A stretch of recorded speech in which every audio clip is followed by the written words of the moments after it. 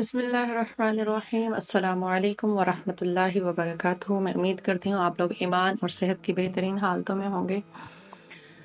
آج ہم جس ٹاپک پہ ڈسکشن کرنے لگے ہیں وہ ہے کہ رمضان پہ ہمیں کن کن پہلوؤں میں نظر رکھنی چاہیے کہ ہم اس پر کام کر سکتے ہیں، اور رمضان ہمارے لیے کتنا اہم ہے کہ ہم اپنی شخصیت پہ کوئی تبدیلی لا سکیں اور شخصیت پہ کام کر سکیں۔ سب سے پہلے ہم لوگ انشاءاللہ جو اپنا پہلو اٹھائیں گے وہ ہے اسپریچول گروتھ۔ کیسے ہم رمضان میں اپنے آپ کو اسپریچولی مضبوط کر سکتے ہیں، اسٹرانگ کر سکتے ہیں۔ جیسے کہ ہم لوگ موسٹلی یہ لوگ جانتے ہیں کہ جب بھی رمضان آتا ہے، اور رمضان کو ہمیشہ سے ایک ایسا موسم کہا گیا جو ہر انسان میں کوئی نہ کوئی تبدیلی لے کے آتا ہے، ٹھیک ہے؟ ہم اور جس دور سے، جس وقت سے ابھی ہم گزرے، ہر انسان کسی نہ کسی ویکنس کے پوائنٹ پہ ہے، کسی نہ کسی چیلنج میں ہے، چاہے وہ ایمانی ہے یا چاہے وہ فائنینشیل کرائسس ہیں، چاہے وہ ریلیشن شپ کرائسس ہیں۔ تو ہر انسان کو کہیں نہ کہیں ویک فیل کر رہا ہے۔ تو جب انسان اسپریچولی اسٹرانگ ہو جاتا ہے نا، تو اس کو بہت ساری ایسی اسٹرینتھ مل جاتی ہے کہ وہ باقی جو ایریاز ہیں اس کو کور اپ کر دیتی ہے۔ تو اس لیے سب سے پہلے ہم دیکھیں گے اسپریچول گروتھ۔ رمضان ایک ایسا وقت ہے جب ہم اللہ تعالیٰ سے کنیکٹ ہو سکتے ہیں، ٹھیک ہے؟ ہم اپنے آپ کو اللہ تعالیٰ سے کنیکٹ کر سکتے ہیں۔ کس طرح سے؟ سب سے پہلے تو ہم روزہ رکھتے ہیں، ٹھیک ہے؟ اس میں اپنی نیت خالص کر لیں۔ رمضان میں روزہ رکھنے سے پہلے اپنی نیت خالص لازمی کریں۔ ہم لوگ تو ایسے ہی سحری کی اور روزہ رکھ لیا، لیکن اپنی نیت کو خالص ضرور کریں کہ میں یہ روزہ کیوں رکھ رہی ہوں، میں یہ روزہ کس کے لیے رکھ رہی ہوں، اس کے پیچھے مقصد کیا ہے، لعلکم تتقون۔ جب ہم یہ سامنے رکھ لیں گے، پھر ہمارے جو ایکشنز ہیں وہ بہت بدل جائیں گے، ٹھیک ہے؟ ایک جب ایکشن میں نیت شامل ہو جاتی ہے اور وہ واضح طور پہ آپ ڈیلی کریں گے جب، تو ہمارے جو ایکشنز ہیں وہ بدل جائیں گے کہ ہمیں اللہ دیکھ رہا ہے، ہم نے تقوی اختیار کرنا ہے، ٹھیک ہے؟ پھر اس کے بعد جب ہم روزہ رکھ لیتے ہیں، اس کے بعد آ جاتی ہیں کچھ عبادات۔ نماز، سب سے پہلے ہم اپنی نمازیں ٹھیک کر لیں۔ نمازیں کیسے ٹھیک کر لیں؟ ان کو وقت پہ ادا کریں۔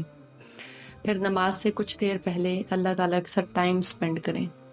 نماز کو بچھا لیں، وضو کر کے نماز بچھائیں، اور اس کے بعد تھوڑا سا ٹائم جو ہے نماز کے پہلے لمحات، یعنی ابھی نماز آپ نے نہیں پڑھی، ٹائم بھی نہیں ہوا، لیکن آپ نے وہ وقت اللہ کے ساتھ سپینڈ کیا اور نماز کا انتظار کیا۔ اگر یہ کر سکتے ہیں تو یہ بہت بہت پازیٹیو امپیکٹ ڈالے گی ہماری شخصیت پہ اسپریچولی، کیونکہ ہم اپنے نفس کو مار کر وہاں بیٹھے، ہم بہت سارے کام چھوڑ کر وہاں بیٹھتے ہیں، کیونکہ جب ہم نماز یا کسی بھی عبادت کی طرف جانے لگتے ہیں نا، ہمیں بہت سارے کام یاد آ جاتے ہیں، ہمیں چولہا روٹی یاد آ جاتا ہے، ہمیں کوئی اسائنمنٹ پڑی ہوئی یاد آ جاتی ہے، ہمیں چاہے وہ ہم ویسے عام روٹین میں اس طرح نہیں کریں گے، لیکن جب بھی ہم کوئی عبادت کرنے لگتے ہیں ہمیں بہت کچھ یاد آ جاتا ہے۔ پھر اس کے بعد ہم لوگ کیا کریں؟ اپنی جو نمازیں ہیں، نماز پڑھنے کے فوراً بعد ہم موبائل کی طرف متوجہ نہ ہوں، ہم فوراً اپنے ہاتھ اٹھائیں، اذکار کرنے کے بعد دعا مانگیں، دعا کے تھرو اللہ تعالیٰ سے کنیکٹ کریں۔ نماز کے بعد دعا ضرور مانگیں، ٹھیک ہے؟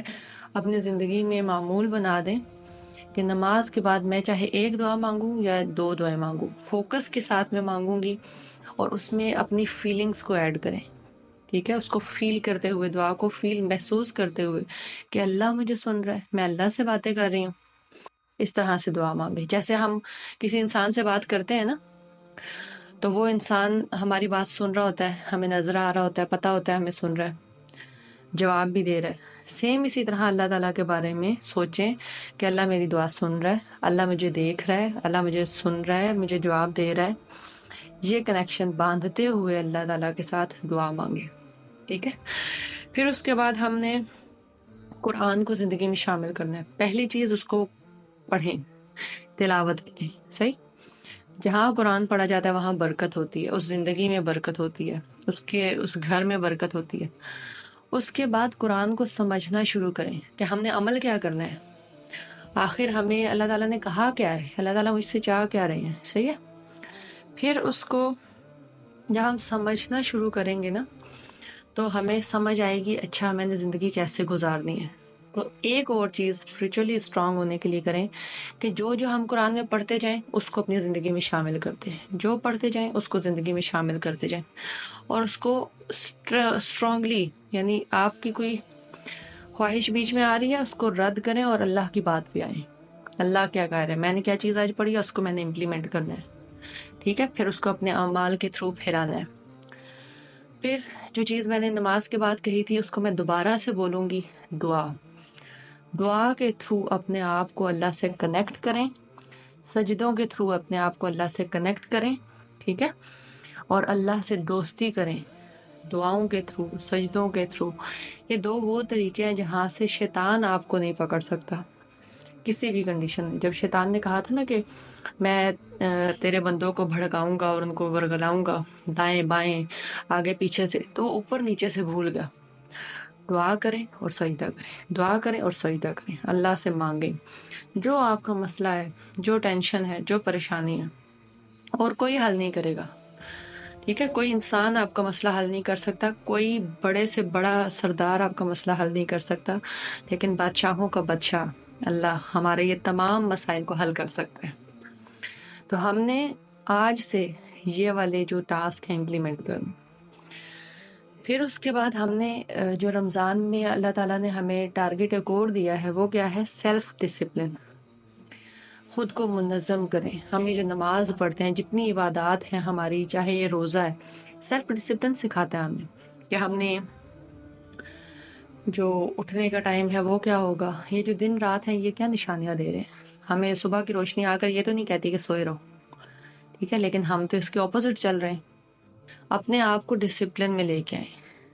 نمازیں جب ہم ٹائم پہ پڑھیں گے تو ایک تو ہم ڈسپلن میں ہو جائیں گے. اس کے علاوہ اپنے جو ہمارے کام کاج ہیں ان کو وقت پہ کرنا شروع کریں. ٹھیک ہے، جو کمٹمنٹس ہم کرتے ہیں ان کو ہم کرنا شروع کریں. اور سیلف کنٹرول ہم اس میں کر سکتے ہیں، اپنے آپ میں لا سکتے ہیں، غصے کو قابو کر سکتے ہیں. ڈسپلن میں یہ بھی آتا ہے کہ ہم اپنے جو جذبات ہیں، ایموشنز ہیں، اس کو کنٹرول میں کریں. کوئی بھی ایموشن برا نہیں ہے، پیار محبت دونوں برے نہیں ہیں، لیکن یہ ہمیں ہمارے کنٹرول میں ہونے چاہیے. ہماری لگام ان کے کنٹرول میں نہیں ہونی چاہیے. ہمیں غصہ باہر سے نہیں آنا چاہیے، ہمارا بٹن باہر سے نہیں آن ہونا چاہیے، ہمارا بٹن ہمارے ہاتھ میں ہونا چاہیے. ٹھیک ہے، پھر اس کے علاوہ ہمیں اپنی پرسنل گروتھ پہ کام کرنا ہے اور کیریکٹر ڈیولپمنٹ پہ کام کرنا ہے. یہ ہم کیسے کریں گے؟ پرسنل گروتھ پہ ہم علم حاصل کر کے کام کریں گے. علم حاصل کریں، چاہے تھوڑا تھوڑا کریں، ریگولر کریں. اللہ تعالیٰ کو وہ عمل پسند ہے جو ریگولر ہوتا ہے. ٹھیک ہے، کنٹینیوسلی ہوتا ہے، کنسسٹنسی کے ساتھ ہوتا ہے.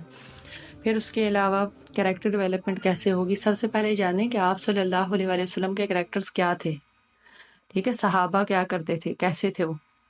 اس کے علاوہ آج کے دور میں بھی بہت سے ایسے لوگ پائے جاتے ہیں. وقت کی پابندی کرنا سیکھیں اور اچھے لوگوں کو فالو کریں. ٹھیک ہے، اچھی کتابیں پڑھیں، اس سے بھی ہمارے کریکٹر میں فرق آتا ہے. کیسے آتا ہے؟ کیونکہ جو ہم سن رہے ہیں، جو ہم دیکھ رہے ہیں، وہی ہمارے دل پہ اثر کرتا ہے. ٹھیک ہے، تو ہم نے سیکنڈ چیز کرنی ہے، سیلف ڈسپلن پہ کام کرنا ہے. پھر اس کے بعد ہماری جو کمیونٹی ہے، جو ہماری سراؤنڈنگز ہیں، اس پہ کام کریں. ٹھیک ہے، ہم نے اپنے آپ کو لوگوں میں رکھنا ہے. اس کے لیے اگر پاسبل ہے تو جماعت کے ساتھ نماز پڑھیں، تراویح میں جانا شروع کریں، صحیح، حلقاز میں جانا شروع کریں. کوئی آپ کو پتہ چل رہا ہے کہیں پہ کوئی یونٹ اکٹھا ہوا ہے، کہیں پہ کوئی درس و تدریس کا کام ہو رہا ہے، وہاں پہ شامل ہونا شروع ہو جائیں. تھوڑی دیر کے لیے صحیح، ہفتے کی کلاسز لینا شروع کر دیں، اتوار کی لینا شروع کر دیں، لیکن اپنے آپ کو کسی کمیونٹی میں اٹیچ کریں. پھر اس کے علاوہ ہم نے ایک اور چیز یہ کرنی ہے کہ جو ہمارے ارد گرد، یعنی محلے میں اور ہمارے ارد گرد کے لوگ ہیں، فیملیز کے لوگ ہو سکتے ہیں، ان میں آپ اچھی بات پھیلانے والے بن جائیں. ٹھیک ہے، کمیونٹی میں سروس دینے والے بن جائیں اور اچھی بات پہ عمل کرنے والے بن جائیں. اپنے اعمال کے تھرو دعوت دیں، اپنے الفاظ کے تھرو دعوت دیں. پھر ہر انسان جو ہے وہ خطا کا پتلا ہے، تو ہم نے اپنی فارگیونیس اور اللہ کی طرف پلٹنے کا کام کرنا ہے. ٹھیک ہے، جب بھی غلطی ہو، دل بوجھل ہو، نماز بچھائیں، سجدہ کریں اور اللہ سے معافی مانگیں، کیونکہ اللہ کے سوا کوئی نہیں ہے جو ہمارے ان عیبوں کو بھی جانتا ہے جو چھپے ہوئے ہیں، اور ان عیبوں کو بھی پردہ پوشی کرے گا اور ان عیبوں کو بھلا دے گا، مٹا دے گا، جو سب کے سامنے ظاہر بھی ہیں ایون. ٹھیک ہے. تو اللہ تعالیٰ کیا ہے؟ غفور. اور اللہ ایسے معاف کرتا ہے کہ وہ گناہ ہم نے کیے ہی نہیں تھے. تو ہم نے اللہ سے امید یہ لگانی ہے کہ اللہ نے ہمارے گناہ جو ہیں وہ معاف کر دیے ہیں. ٹھیک ہے. اور ہم نے اللہ تعالیٰ سے اس امید سے معافی مانگنی ہے کہ میرا یہ گناہ معاف ہو جائے گا. کیوں؟ کیونکہ اللہ تعالیٰ اپنے بارے میں خود بولتا ہے غفور الرحیم. ٹھیک ہے. میں سننے والا ہوں، دعاؤں کو سننے والا ہوں، جواب دینے والا ہوں. تو اللہ کیسے اپنے بندے کو ایسے چھوڑ دے گا لاوارث؟ اللہ نہیں چھوڑتا. ہم پیچھے ہو جاتے ہیں، ہم اللہ سے دور ہو جاتے ہیں، اللہ نہیں چھوڑتا. اللہ تو بلاتا رہتا ہے ہر ٹائم. فَفِرُّوا إِلَى اللَّهِ. اللہ کی طرف، ہمیشہ اللہ کی طرف بھاگ کے جائیں، اللہ کی طرف بھاگ کے جائیں. لیکن ہم اللہ سے بھاگ رہے ہیں اور دنیا کے پیچھے بھاگ رہے ہیں.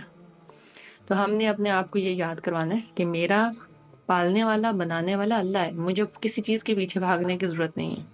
اور جب بھی کوئی خطا ہو جائے، غلطی ہو جائے، واپس اللہ کے سامنے آئے، اس کے سامنے اپنے معاملات کو پیش کر اور اپنے جو گناہ ہیں اس کی معافی مانگیں.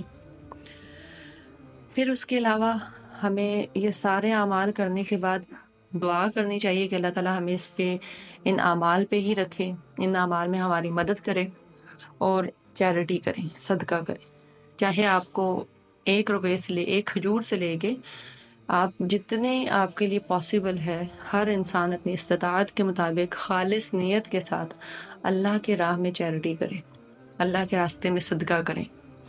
چاہے وہ آپ کی فزیکل چیریٹی ہے، یعنی آپ کوئی اللہ کے راستے میں کوئی اللہ کے کام کر رہے ہیں، کسی جگہ والنٹیئر کر کے جسم کو چیریٹی کے لیے استعمال کریں، اپنے مال کو چیریٹی کے لیے استعمال کریں. ٹھیک ہے.